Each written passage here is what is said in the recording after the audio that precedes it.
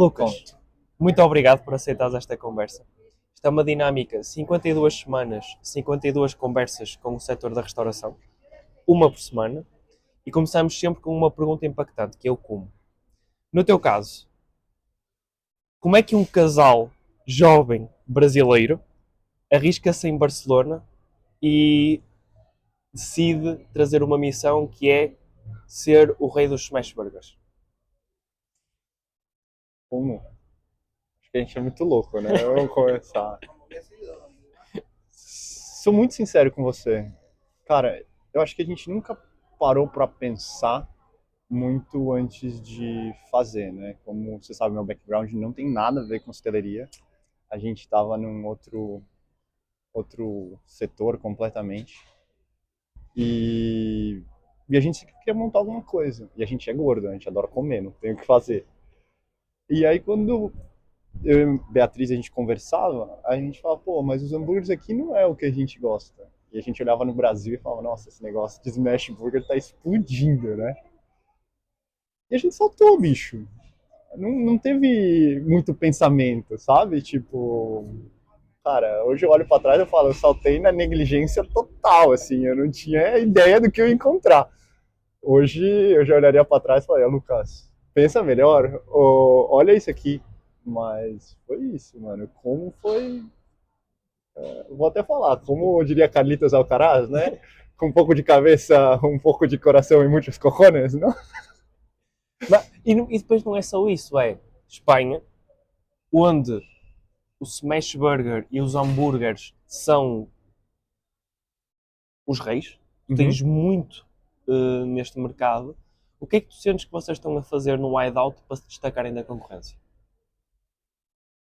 Bicho, é, eu acho que a palavra do jogo nos últimos tempos e hoje principalmente é experiência. O cliente, assim, vamos ser sinceros nessa conversa, a galera compra o pão de alguns fornecedores, a carne de alguns fornecedores, o queijo são alguns fornecedores. Ou seja, não existe muita diferenciação em produto. Existe, óbvio, não precisa ser, mas assim, não é uma coisa absurda. As molhos, essas coisas assim, onde entra muito o seu ADN, algumas combinações de sabores. Mas, no final, por que que a galera compra de você? Porque você faz ela se sentir bem quando ela está consumindo seu produto. Então, hoje, para mim, o que a gente consegue fazer é gerar uma experiência, um sentimento, uma sensação no nosso cliente que faz com que ele queira comer hideout. Né? Que ele queira vir na loja, que ele queira pedir no delivery. Não é só uma comida, porque se fosse só uma comida, amanhã vem alguém e faz uma coisa parecida, uma barata, o cara vai comprar aquilo. Então, o nosso grande foco é entregar algo que a gente gostaria de comer e servir com camareiros, com pessoal, né, que tenha tesão do que faz, né, e eu acho que, tipo, esse é o segredo que a gente faz, mas não é um segredo, é simplesmente cuidar das pessoas, Sentes né. que trouxeste uma hospitalidade diferente por seres brasileiro? Talvez, talvez, eu nunca parei para pensar nisso. É verdade que o serviço em si no Brasil, né, propriamente dito, quando você vai em qualquer lugar, o serviço é excelente, né? A gente tem uma mentalidade de servir no Brasil. E às vezes na Espanha deixa muito a desejar, parece que é uma obrigação, o cara tá te fazendo um favor de servir você, né? Então, assim, eu acho que no final sempre se baseou pelo que a gente gostaria de ter quando a gente fosse em algum lugar, né? E isso, no final, acabou fazendo com que a gente evoluísse o negócio e as pessoas foram gostando do que a gente foi fazendo. No começo, óbvio, nós éramos os primeiros, então tem a novidade, tem tudo isso, mas depois que essa corrida passa, por que que as pessoas voltam em você? Né? Você precisa achar esse lugar no coração dela, não Sim, só no estômago. ok, isso é bastante interessante, mas uma grande parte do vosso negócio está no delivery. Tá, Ou seja, essa parte que está no delivery, como é que tu consegues manter esse toque do restaurante no delivery? cara, se eu sou sincero com você, o que a pessoa do delivery quer? Ela quer produto quente e rápido. Né? Ela tá com fome e quer comer bem. Óbvio, aí entra o packaging, entra Uhum. o pouquinho que a gente pode entrar na casa do cliente, é com o nosso packaging, com as nossas cores, com uma frase divertida que tira um sorriso da pessoa. Mas para mim é consistência. No delivery a pessoa saber que ela vai pedir de você e ela consistentemente vai receber esse pedido é, das condições que ela espera receber, né? Se você, vamos falar de um lugar que todo mundo conhece, né? O McDonald's. Por que as pessoas vão no McDonald's? Sim, sim. Porque é igual, sempre. Você pode gostar ou não gostar, mas não tem erro. Então, eu acho que tipo, o segredo é você conseguir integrar a sua proposta de valor consistentemente, né? E se você fizer isso consistentemente, eventualmente, Sim. mais clientes vão pedir, mas demora. Ok, concordo contigo, mas também Ah, sei que na vossa estrutura vocês têm uma dinâmica muito analítica de variação de promoções. sim, Em que é que te baseias? Porque eu sei, eu percebo isso, mas sim. ainda existe aquela Tá. situação de o primeiro cliente pedir no delivery. E isso, ou seja, tu tens uma estrutura analítica muito grande de Tá, criação das promoções.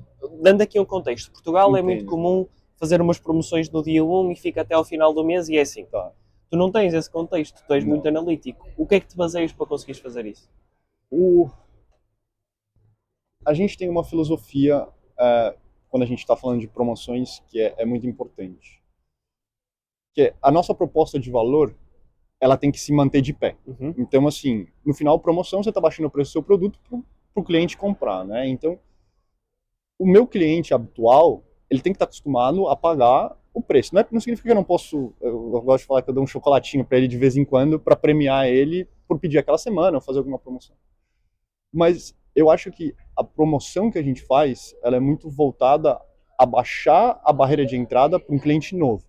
Então, tipo, pô, você tá olhando lá, você fala, pô, talvez eu não queira gastar 20 euros comendo hideout, mas, pô, se eu vou gastar 14 ou 16, pô, eu vou pedir para aprovar. Então, eu baixei essa barreira de pedir esse produto. Só que se eu tiver que manter esse desconto, ou tem um problema muito errado com a minha proposta de valor, ou você não é meu cliente, né? Então, nossas promoções, elas nunca são muito agressivas, tá? Então, para um cliente novo, tem que ser o suficiente para ele pedir, mas não pode ser grande o suficiente depois que ele olhar o preço e ele falar, puta, é muito caro, não quero. Sim, sim. E dois, a gente joga muito com as nossas promoções quando a gente sabe que a gente tem menos demanda. Então, por exemplo, terceira semana do mês. Terceira semana do mês é quando a maioria dos meus clientes, acho que a maioria das pessoas, gastou todo o dinheiro, gastou muito parte do dinheiro, não cobrou ainda no final do mês. Então, pô, se eu for gastar para as pessoas consumirem, Sim. tem que ser nessa semana. Pô, para que eu vou fazer promoção no final de semana? No final de semana eu já sei que as pessoas vão pedir. Então, a gente tenta olhar para isso, né? E a gente sempre olha as rentabilidades das promoções, né? Pô, esse daqui funciona melhor do que aquilo, pô. Então, para a gente sabe que para a gente fazer promoção de ticket é muito melhor do que fazer de produto. A gente gasta menos e converte mais. Pô, eu vou dar prioridade para essas promoções. Não significa que eu não vou fazer também de produto, mas a gente foca na rentabilidade também. Mas isso é uma análise constante que a gente faz, né? Vou até puxar a sardinha aqui para o Jeremias, né? Com o The Rest, que a gente faz com eles e que assim mudou muito a nossa perspectiva de como fazer, né? A gente olha, desce e fala, pô, o que está aqui planejado sem fazer nada é o que a gente acha que tem que fazer? Pô, não, onde a gente pode mexer? E aí, com isso, a gente vai montando um pouco o esquema, mas sempre pensando não só no top line, mas também tipo no bottom line, tipo, beleza, a gente está fazendo isso, mas está sobrando mais dinheiro, Eu porque acho que isso é mesmo importante. Eu acho que isso é o chavão. Porque há muitos restaurantes que fazem a promoção e é ok, eu fiz a promoção, recebi 3 vezes mais clientes, ou 3 vezes mais pedidos, ou 4, e no final, por terem feito esse desconto, na verdade perderam dinheiro. Em vez de. E antes ganhavam dinheiro. Ou seja, não fazes o desconto só por fazer, tu tens em conta a sim, rentabilidade daquela daquela promoção que promoção. vais fazer. E tem mais uma coisa também, né, que eu acho que é muito importante e a gente negligencia muito. Você está preparado para receber o volume do que você está fazendo? Porque assim, vamos supor que até é verdade, vamos supor que amanhã eu baixo meus preços 50%. Eu vou dobrar o número de pedidos. Mas se eu não entregar a qualidade que eu tenho que entregar nele, eu queimei dinheiro. Porque esse cara não vai receber a minha proposta de valor, no Não vai tempo que ele voltar. tem, não vai voltar, então eu gastei dinheiro com um cliente que não vai voltar. Então, assim, você tem que garantir também que você consegue absorver o volume. Sim, E é muito difícil quando você dá uma paulada. Os caras já estão numa produtividade muito alta, estão acostumados. Pô, tudo bem, você pode aumentar um 10%, um 20%. Se você dobrar, primeiro, você vai matar eles. Né? Que, se você matar as pessoas que estão entregando sua proposta de valor, você se ferrou. Dois, o cliente vai ficar descontente. E aí você vai jogar o dinheiro no lixo. Então, a gente sempre prefere escolher um crescimento menor, mais consistente e baseado no que realmente funciona, que é o boca a boca, né? Do que sair gastando, fazendo um monte de coisa e depois não absorver, não ter o retorno que eu vou ter porque eu não consegui manter esses clientes comigo. Tal como disseste há pouco, tu não nasceste na restauração. Não. A tua experiência é totalmente outra. Acreditas que essa outra experiência que tu tiveste, quiseres depois adicionar aqui um pouco, te ajuda agora na parte da gestão e te permite que essa seja também um pilar para aquilo que está a ser o vosso sucesso? Sou muito sincero com você. Tive que aprender muita coisa. Muita coisa. Tipo, literalmente. É muito diferente você estar num escritório, porque você acaba fazendo parte de gestão, a responsabilidade não é sua, né? Então, acho que a gente teve que aprender muita coisa. Sim, foi muito importante no ponto de vista de você entender como funcionam as empresas, né? No escritório você acaba olhando um PNL ou o que for, mas o que está dentro de cada conta? Qual a dificuldade de você fazer as coisas? Hoje você tem que aprender na marra o que funciona e o que não funciona. Eu acho que o que ajudou foi olhar holisticamente o que está acontecendo e entender o que faz sentido para a gente fazer e que caminho a gente tem que trilhar. E o resto é a experiência de fazer, né? Na verdade, são os erros que foram cometidos no meio do caminho que fazem com que a gente entenda o que não fazer, ou talvez esse caminho não funcione mais. Qual foi o maior erro até agora? Pode falar o que mais custou.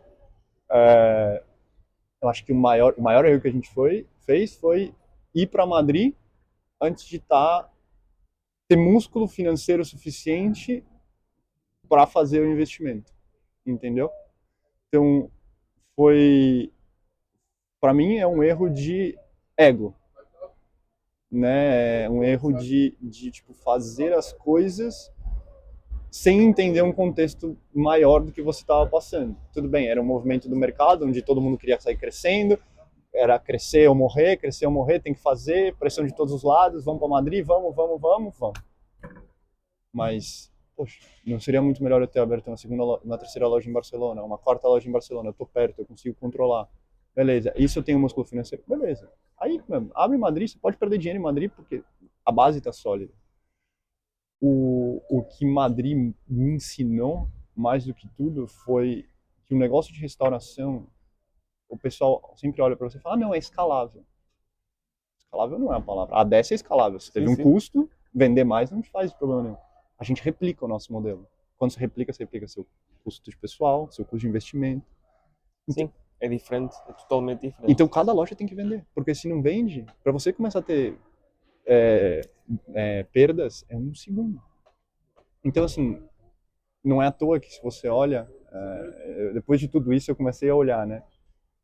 Five Guys demorou 5 anos para abrir a segunda loja. Chicken Filé, 19 anos sair do shopping. McDonald's, 13 anos para abrir a segunda loja. Mas depois eles cresceram muito rápido. Ninguém lembra disso. Mas primeiro eles resolveram todos os problemas. Eles entenderam clientes, eles entenderam todas as coisas que eles tinham que entender. E depois eles foram ganhar, porque eles já tinham ganhado, porque eles já tinham entendido. E então, o que hoje para mim é importante é muito mais ter lojas, menos lojas, melhores lojas. Eu acho que esse é o jogo que Madrid me ensinou. Porque crescer, assim, não é que é fácil, tá? Mas dinheiro abre e faz. O problema é fazer dar certo. O problema é gestionar isso do outro lado da cidade, do outro. Você precisa ter músculo. E é onde eu vejo os maiores erros que hoje vão acontecendo. Boa. Agora eu gostava aqui mais de pegar numa curiosidade.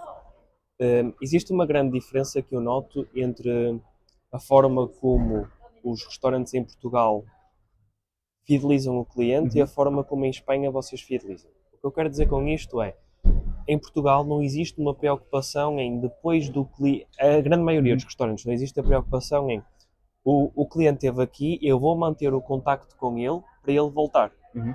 Mas eu percebo que aqui existem aqueles programas de loyalty, os programas de fidelização, e vocês têm o Smash Club. Queres contar-me um pouco o que é o Smash Club?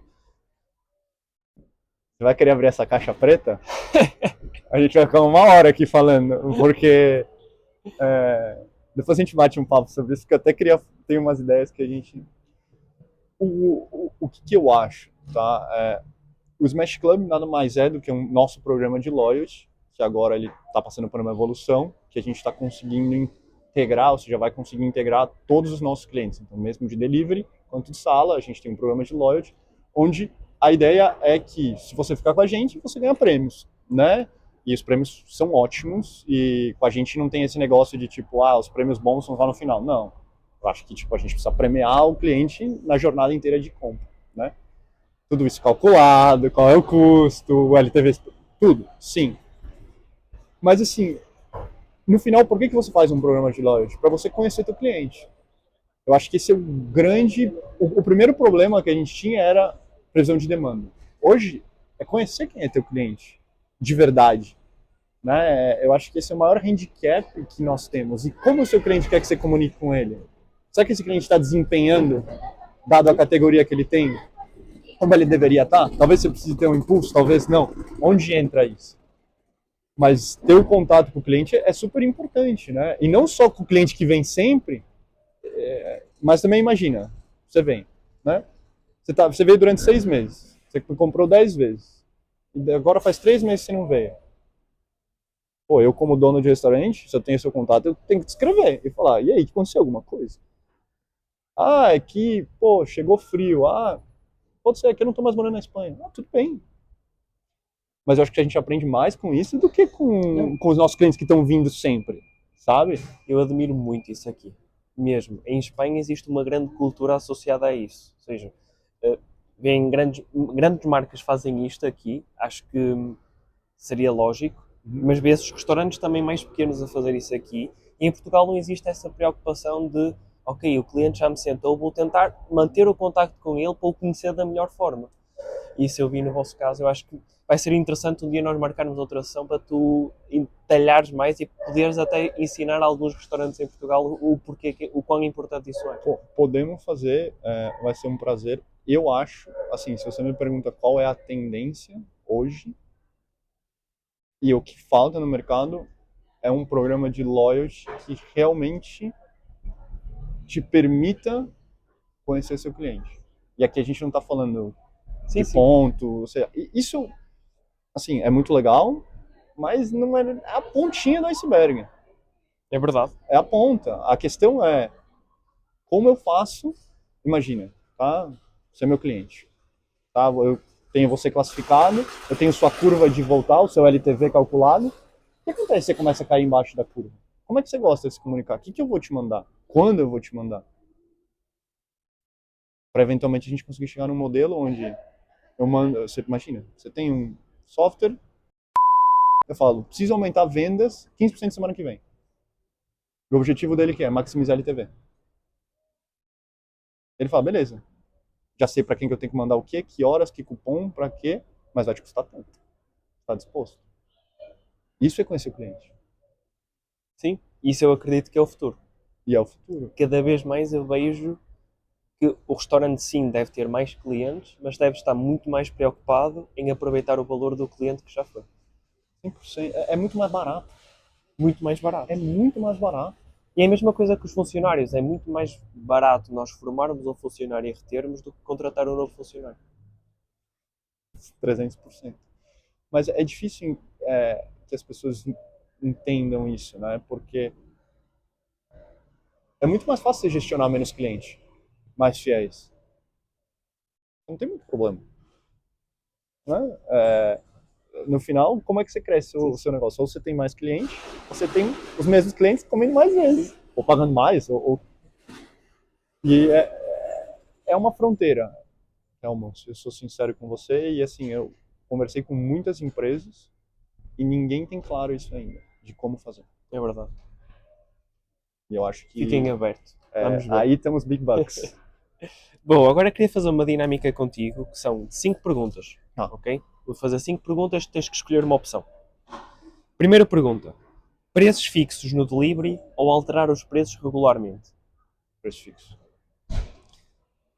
Para ti, sucesso na restauração, monoproduto ou menu diversificado? Eu diria que um menu diversificado. Hoje em dia, monoproduto é complicado.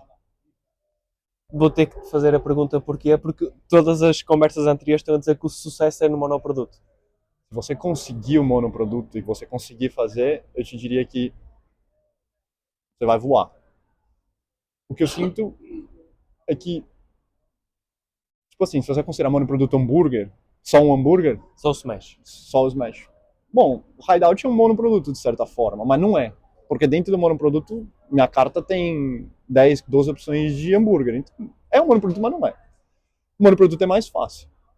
Mas a pergunta é, qual é o futuro? Será que é mais fácil pra gente? E é o que o cliente quer? Ou talvez a gente tenha que diversificar um pouco? Então, para facilidade do gestor, monoproduto. Mas para ser bem sucedido no longo prazo, eu acho que a gente vai ter que começar a flexibilizar. Sem se prostituir, tá? Focar na concorrência ou focar no produto? Não, focar na sua empresa. Na sua empresa, no seu produto, na sua entrega. Esquece a concorrência. Esta já é simples depois desta conversa. Novos clientes ou clientes mais recorrentes? Cara, depende de onde você tá, né? Se você tem 5 clientes, 9 clientes.